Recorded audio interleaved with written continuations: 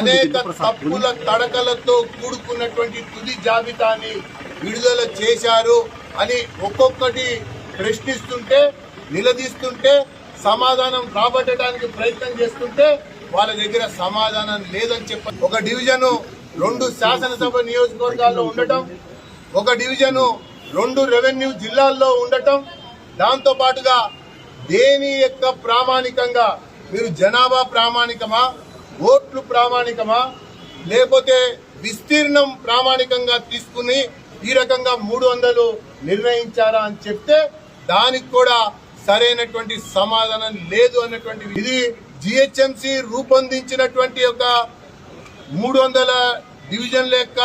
Map అన్నట్టుగా లేదు. ఇది గాంధీ భవన్ లో దారుసలాంలో కూర్చుని రూపొందించినటువంటి ఒక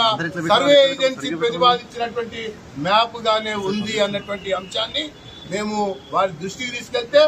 వారికి కూడా తికమకమై తబ్బిబ్బైనటువంటి పరిస్థితి